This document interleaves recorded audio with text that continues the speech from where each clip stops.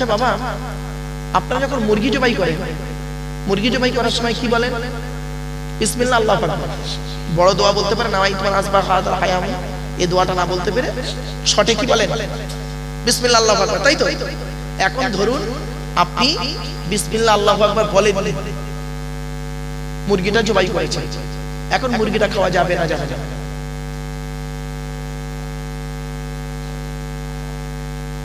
আবার দেখুন একজন মনে মনে নিজেই বলছে এই বিসমিল্লাহ বলতে হবে না, ছাড় জবাই করবি, ওটা খাওয়া যাবে না যাবে না? বাড়ি থেকে ভাববেন, আপনি যদি ওখানে জায়েজ না জায়েজের মশলা দেবেন, তাহলে ফাকুলু উযকুরু ইসমাল্লাহি আলাইহি, সূরা আনামের এই আয়াতের তাফসীর করতে গিয়ে আইম্মা হযরতরা খুব ব্যাপক আলোচনা করেছেন, খুব ব্যাপক আলোচনা করেছেন। শুনে নিন, সহজ ভাষায় বলে দিচ্ছি। ইমামে আযম আবু হানিফা রাহমাতুল্লাহ আলাইহির মতে হলো, যদি কেউ জবের সময় বিসমিল্লাহ আল্লাহু আকবার বলতে ভুলে যায়, কি বললাম ভালো করে শুনে নিন, বুঝে নিন, ভুল বুঝবেন না। যদি কেউ জবের সময় বিসমিল্লাহ আল্লাহু আকবার বলতে ভুলে যায়, সে জবাই করে, খাওয়া যাবে। ইমাম মালিকের মতে, অন্যান্য ইমামদের মতে, এক ইমাম বলেছে যদি বিসমিল্লাহ আল্লাহু আকবার না বলে খাওয়াই যাবে না, যেহেতু আল্লাহর নাম নেই, যেহেতু কোরআনে আছে আল্লাহ বলেছেন তোমরা যারা খাবে ফাকুলু, তোমরা খাও, উযকুরু ইসমাল্লাহি, আল্লাহর নাম নিয়ে খাও, সুতরাং চলবে না। আরেকটা ইমামের মত বলছে, তিনি বলছেন যদি কেউ বিসমিল্লাহ আল্লাহু আকবার বলে নাই জবাই করে চলবে, কেন? প্রত্যেকের মুমিনের অন্তরে বিসমিল্লাহ আছে। এবার দেখেছেন, পাগল হয়ে যাবেন আপনারা। এজন্য আমি বলি বাবা, যে ইমামদের মতগুলো এইভাবে না নিয়ে সহজ সরল যেটা, সেটাকে তুলে ধরা হয়। নামাজের মধ্যে আপনারা যারা নামাজ পড়েন, নামাজগুলোকে আপনারা অনেকে হাদিস দেয়, সল্লি,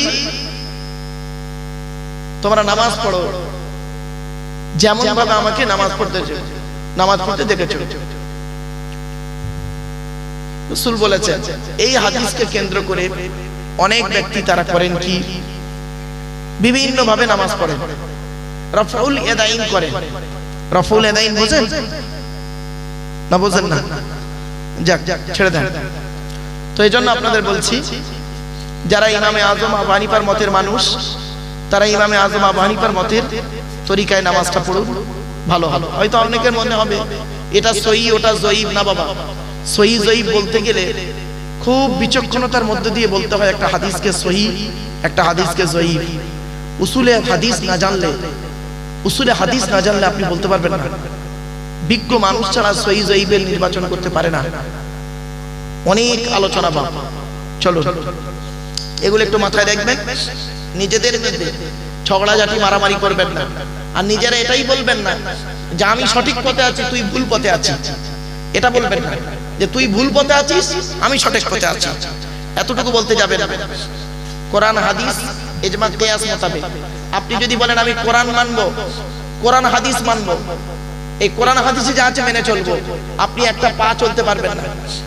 আপনাকে ইজমা এবং কিয়াস মানতে হবে। যেমন দেখবেন, ছোট্ট একটা বলছি, শুনে রাগ করবেন না কেউ। শুকর খাওয়া হালাল না হারাম? হারাম। ছাগল খাওয়া হালাল না হারাম? হালাল। এখন একটা প্রাণী পাওয়া গেছে যার অর্ধেকটা শুকরের মতো অর্ধেকটা ছাগলের মতো, প্রাণীটা খাওয়া যাবে না যাবে না? বেরেন গুল। আবার দেখুন, বেটা ছেলে মারা গেলে 3টে কাপড়, মেয়ে ছেলে মারা গেলে 5টা কাপড়, একটা হিজড়ে বললে কটা?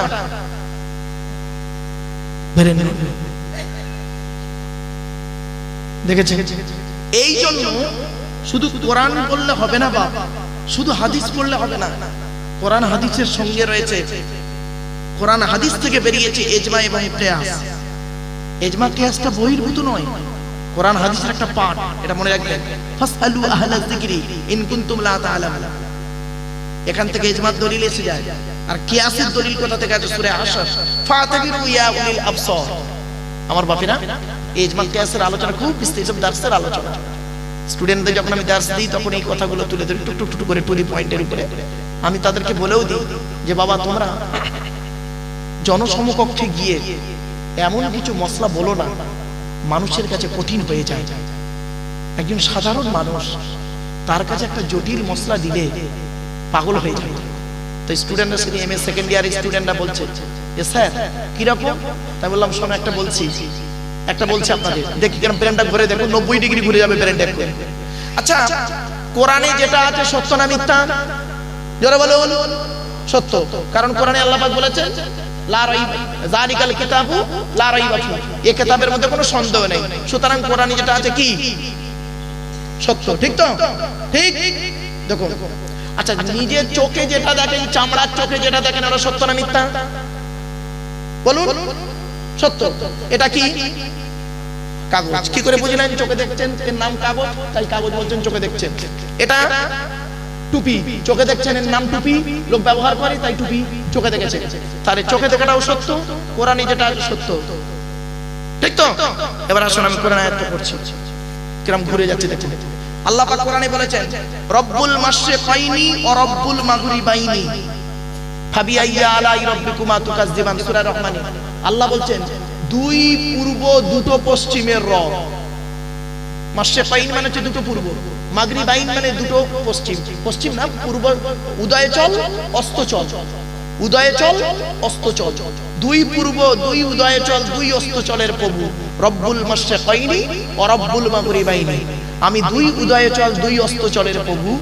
ফাবিআইয়া আলাই রাব্বিকুমা তুকাজ্জিবান, তোমরা আল্লাহর কোন নিয়ামতটাকে অস্বীকার করবে? এবার আপনারা বলুন কটা পূর্ব কটা পশ্চিম দেখেন, সূর্য কটা কোন দিক, কটা দিক থেকে ওঠে? পূর্ব দিক থেকে ওঠে, একটা দিক ডোবে কোন দিকে? পশ্চিম দিক, একদিক। তার আল্লাহ বলছেন দুটো পূর্ব দুটো পশ্চিমের।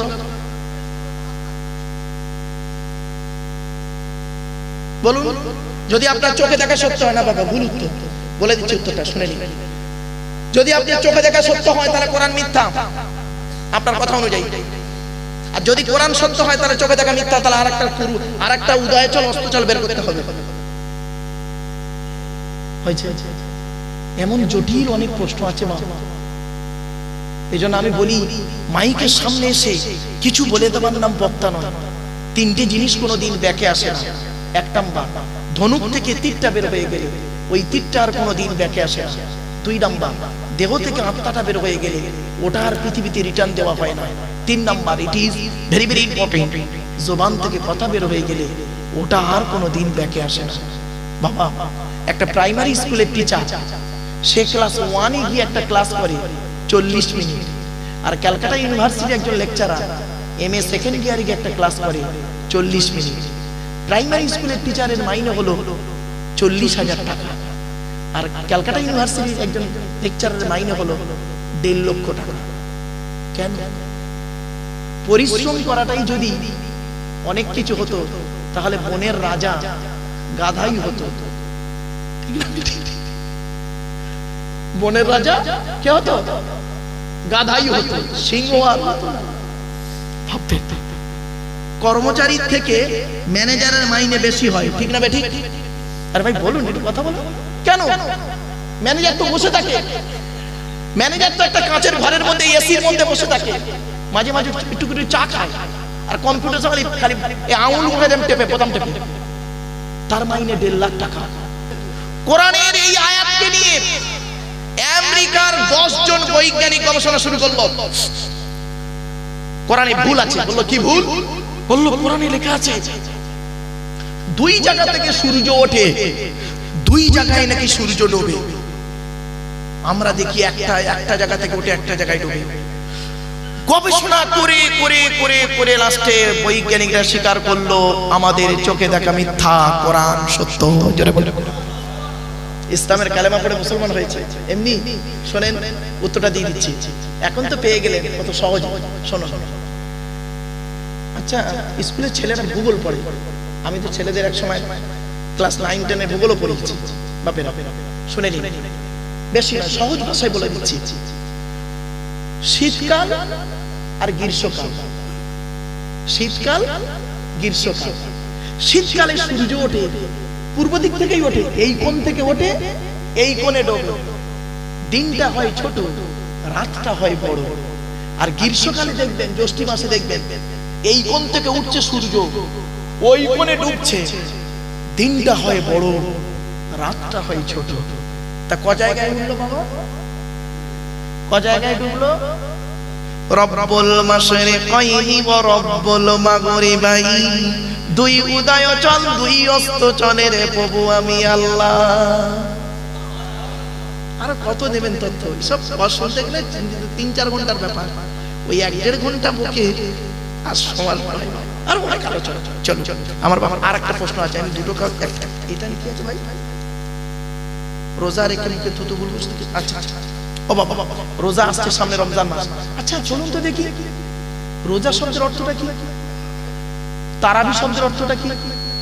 ইতিকাফ শব্দের অর্থটা কি? ইফতার শব্দের অর্থটা কি? আগে শব্দের অর্থটা জানুন তো দেখি, তারপরে রোজা জানবেন। রোজা কি বাংলা ভাষা? না, আরবিও নয়। রোজা, নামাজ এগুলো হলো ফার্সি ভাষা গো বাবা, আরবি নয়।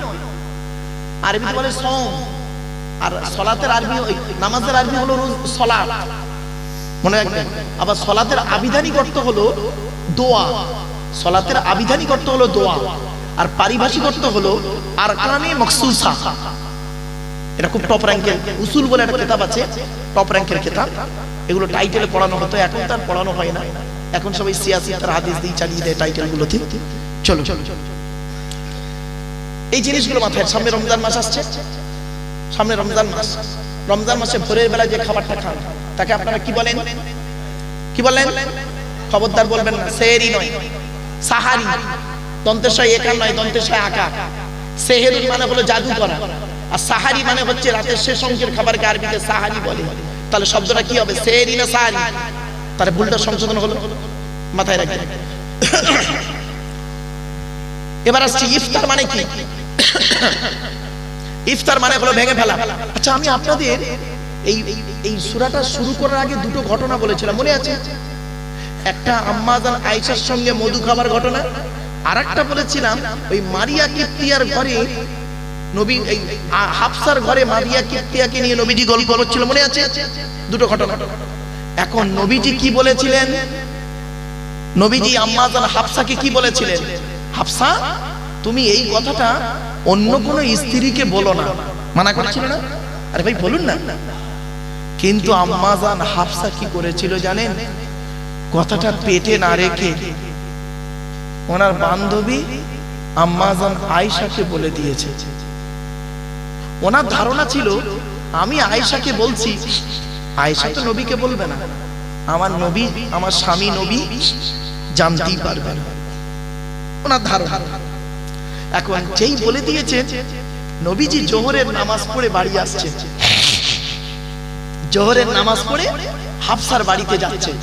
এমন অবস্থায় আল্লাহ পাক জিবরাইলকে বললেন, জিবরাইল শোনো, আমার রাসূলকে গিয়ে জানিয়ে দাও, আমার রাসূল ওনার স্ত্রী হাফসার কাছে একটা কথা বলেছিল, ওই একটা কথা কাউকে বলতে মানা করেছিল, আর ওই হাফসা কথাটা পেটে না রেখে ওটা আয়েশাকে বলে দিয়েছে। জিবরাইল বলে চলে গিয়েছে, বুঝতে পারছেন? এবার নবীজি আম্মা জান হাফসার ঘরে ঢুকে বলছে, সালাম কালাম হলো। নবীজি বলছেন, হাফসা তোমাকে একটা কথা বললাম, কাউকে বলতে নিষেধ করলাম, তুমি গোপনে গোপনে সেটা আয়েশাকে বলে দিলে। ঠিক এইভাবে গোপনে গোপনে ওটা আয়েশাকে বলে দিলে। তখন আম্মা জান হাফসা কি বলছে শুনুন, আমি আয়েশাকে কথাটা বলেছি, আপনাকে কে বলেছে বলুন তো? বুঝতে পারছেন? মানে ওনার ধারণা যে জানতে পারবে না নবীজি।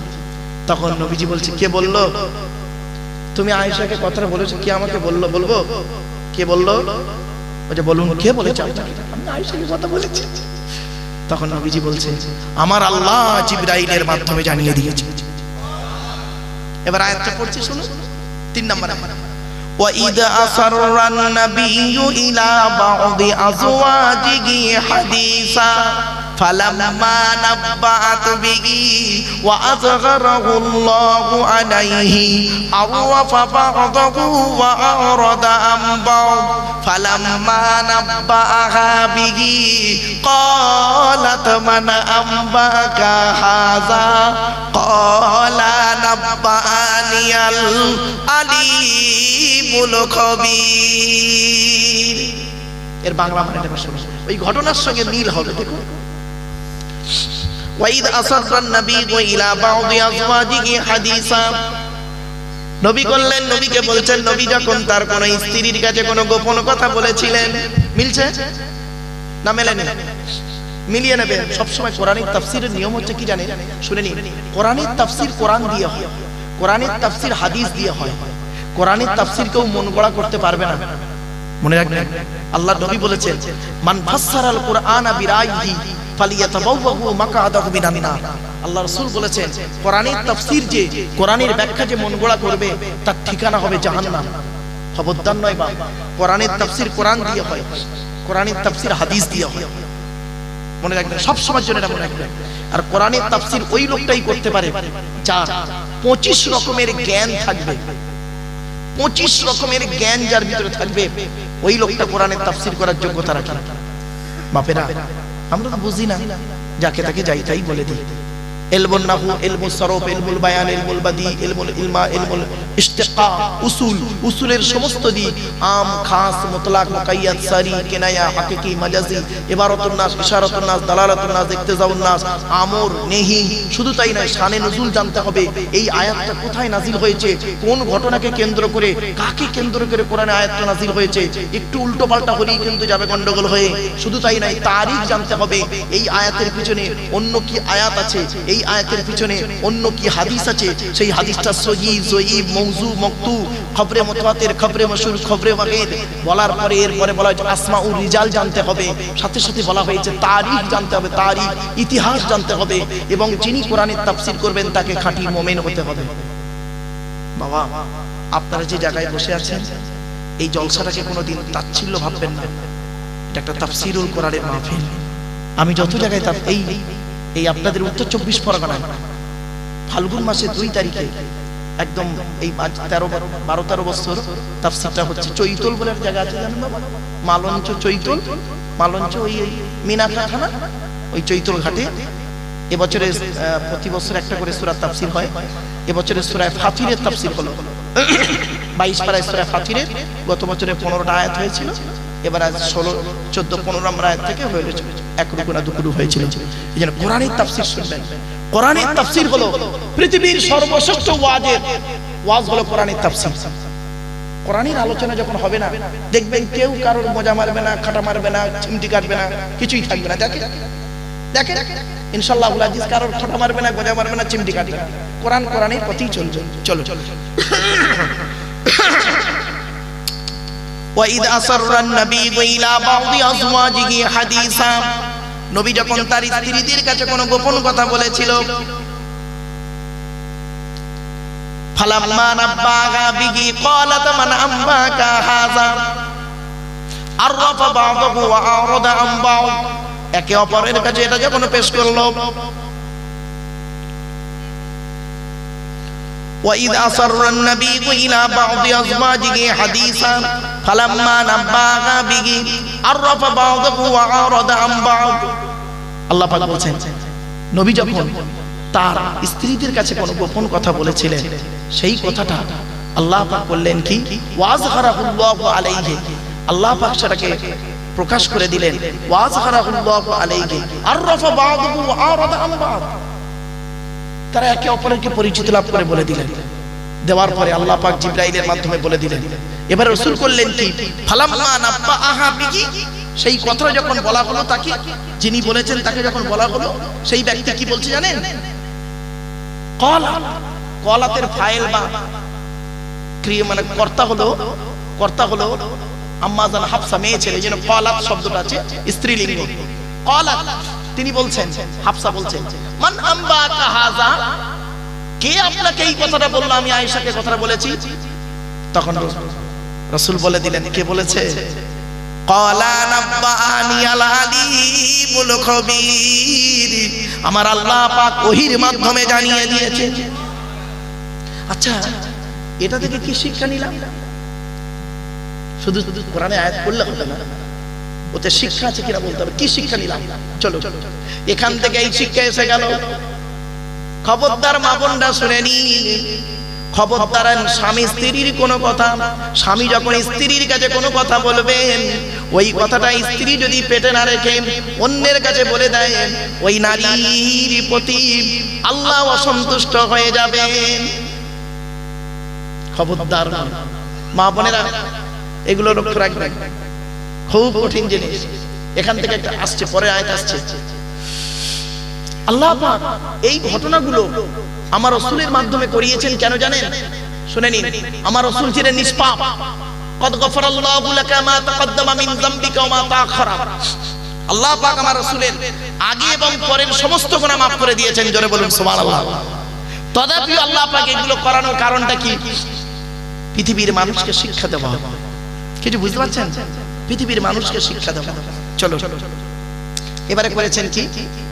এই কথা হয়ে যাওয়ার পর আল্লাহর নবী একটু চিন্তিত হয়ে গেলেন। চিন্তিত যে একটা কথা বললাম, সে কথাটা আমার রাখলো না। তো নবীজি বললেন কি, কয়েকদিন স্ত্রীদের থেকে একটু দূরে সরে থাকতে লাগলেন। দূরে দূরে দূরে দূরে বলতে কি, কথা কথা সব হতো, একটু মনটা একটু খারাপ। কয়েকদিন কেটে গেল। যাওয়ার পর কি হচ্ছে দেখুন। আল্লাহ পাক জিবরাইলকে পাঠালেন। জিবরাইলকে পাঠিয়ে কি বলছে জানেন?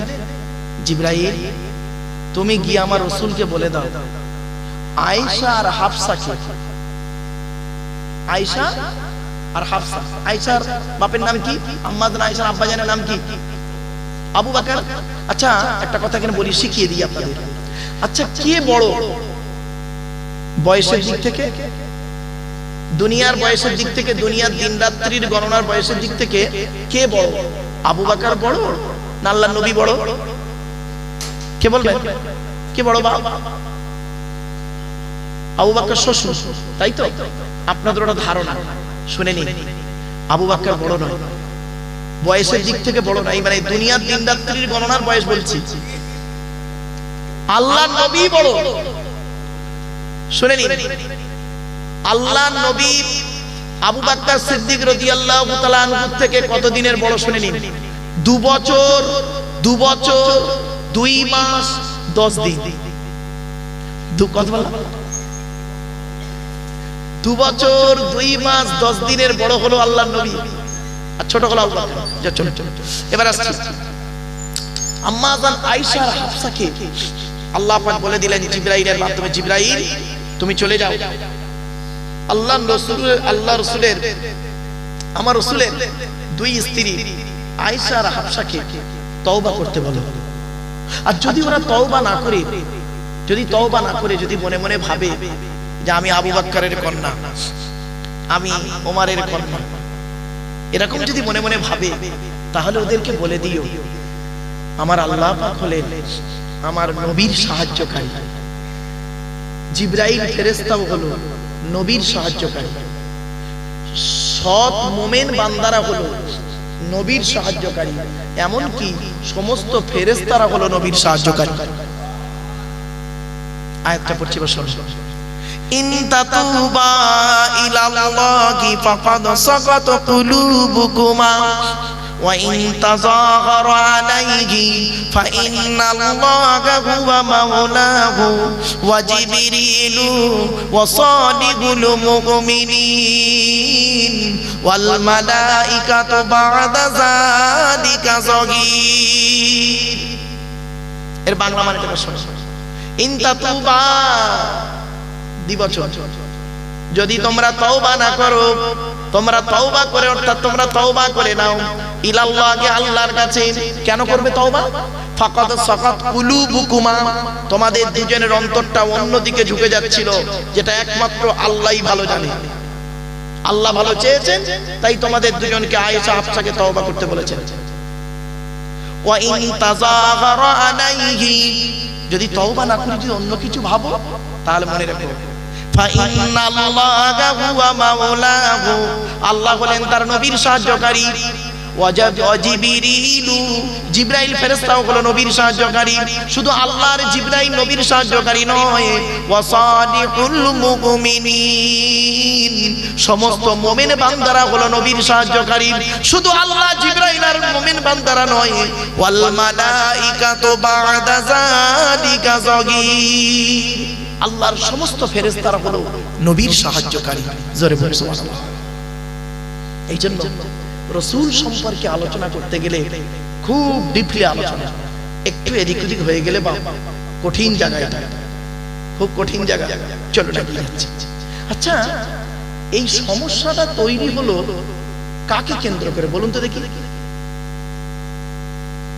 কোন দুজন স্ত্রীকে কেন্দ্র করে ঝামেলাটা তৈরি হলো?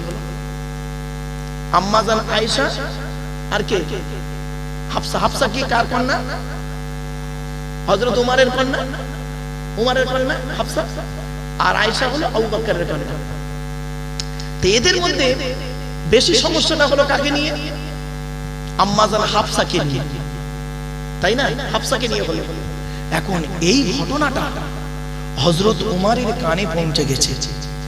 আমি আপনাদের বলেছিলাম না, বক্তব্যের শুরুতে একটা ইঙ্গিত দিয়েছিলাম যে আপনারাও শ্বশুর হয়েছেন আর নবীও শ্বশুর হয়েছে, বলেছিলাম না?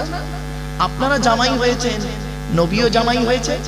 চলুন এবার দেখে দেখে এই ঘটনাটা এখন হযরত ওমর ফারুকের কানে পৌঁছে গেল যে আমার মেয়ে হাফসা, আমার জামাই, আমার রাসূলের সঙ্গে এমন কিছু আচরণ করেছেন যে আচরণে আল্লাহ রাব্বুল আলামিন কোরআনের আয়াত নাযিল করেছেন।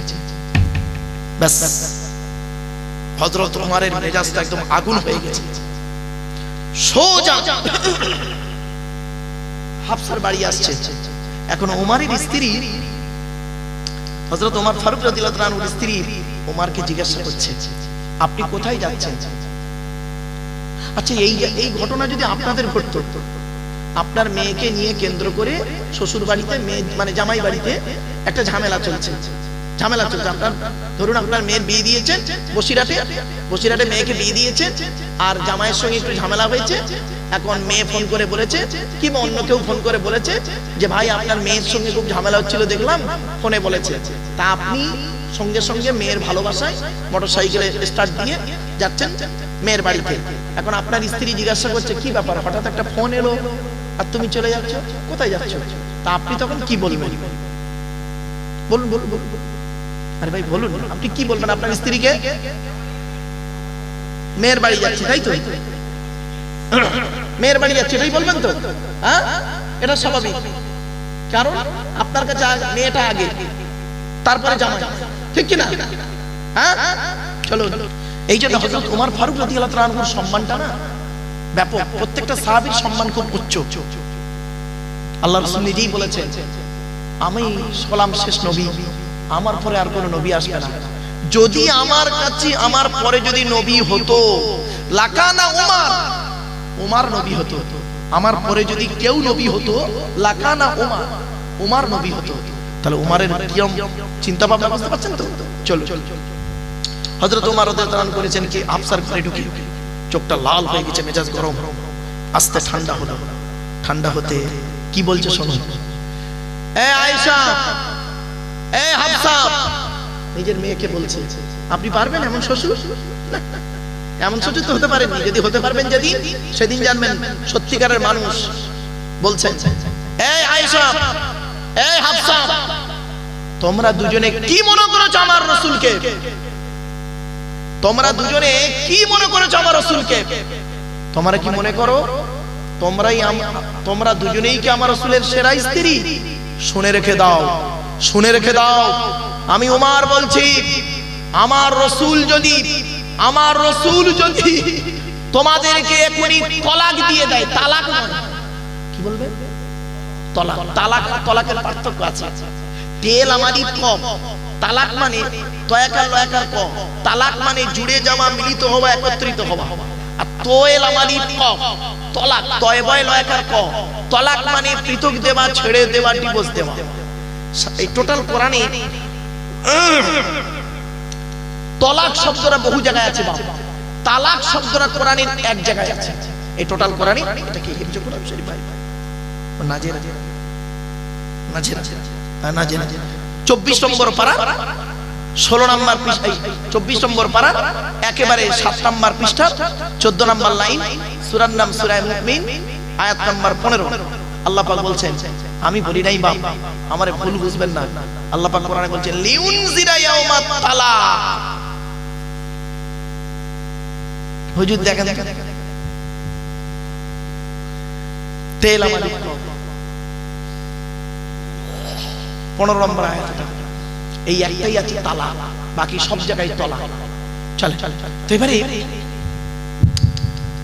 হযরত ওমর রাদিয়াল্লাহু আনহু বলছেন, আমার রাসূল যদি তোমাদের দুজনকে এখন তালাক দেয়, ডিভোর্স দেয়, ছেড়ে দেয়, মনে রেখো তোমাদের পরিবর্তে আমার আল্লাহ পাক আমার রাসূলকে তোমাদের থেকেও অতীব সুন্দরী নারী দান করবে, যে নারীদের আল্লাহ পাক অধিক সম্মান দিয়েছে। জোরে বলো সুবহানাল্লাহ। কি আশ্চর্য! নিজের জামাই সম্পর্কে এইরকম মন্তব্য। আর আপনি হলে কি করতেন? মেয়ের বাড়িতে গিয়ে মেয়ের ঘরে ঢুকেই মেয়ের খাটে বসে জামার হাতা গুটাচ্ছে। বল বল বল কি হয়েছে? বল কি হয়েছে? বল দেখে নিচ্ছি। তো ডিভোর্স নেবো এখান থেকে। ডিভোর্স নিয়ে আমাদের গ্রামের একটা প্রধান আছে, প্রধানের ছেলে খোঁড়া, তার সঙ্গে বিয়ে দেবো।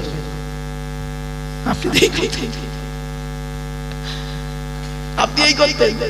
আর হযরত ওমর কি বললেন? পারবেন এমন শ্বশুর হতে? যেদিন এমন শ্বশুর হতে পারবেন, সেদিন জানবেন আল্লাহর কাছে আপনি একজন খাঁটি মানুষ। আজ আপনাদের বলছি বাপ একটা একটা করে। চলো হযরত ওমর রাদিয়াল্লাহু আনহু বললেন। কিছুক্ষণ পরে জিবরাইল এলেন। কোরআনের আয়াত নাযিল হচ্ছে আজকে 5 নম্বর আয়াত সূরা তাহরিমের। আসা রাব্বুহু ইন তাল্লাকাকুন্না আন ইউবদিনাহু আযওয়াজান খায়রাম মিনকুন্না মুসলিমাতিন মুমিনাতিন কানিতাতিন তাইবাতিন আবিদাতিন সাইহাতিন সাইয়্যিবাতিন ওয়া আবকারা। বাপেরা, অসুবিধা হচ্ছে আপনাদের? অসুবিধা হচ্ছে নাকি বাবা? কারণ এই আলোচনা শুনতে গেলে না, আমি এইসব আলোচনা শুনে বেশিরভাগ লোক কোন এলাকার লোক বলে দিচ্ছি, পূর্ব বর্ধমান, পশ্চিম বর্ধমান, পুরুলিয়া, মুর্শিদাবাদ, তারপর উত্তর দিনাজপুর, দক্ষিণ দিনাজপুর, মালদার কিছু এলাকা, কুচবিহার, শিলিগুড়ি, দার্জিলিং, আলিপুরদুয়ার, এইসব জায়গাতে একটু বেশি যাই। তো কোরআনের আলোচনা এক একটা সূরার তাফসীর, এক একটা সূরার তাফসীর 3 ঘন্টা 3.5 সূরাটা কমপ্লিট হলো, 3.5 ঘন্টা 4 ঘন্টার মধ্যে কমপ্লিট হয়ে গেল, দোয়া হয়ে গেল, খাওয়া দাওয়া হয়ে বাড়ি চলে গেল। একটা করে সূরার তাফসীর। আমার বাপেরা একটু দেরি হয়ে গেল না বাবা? আর একটু সময় দিন।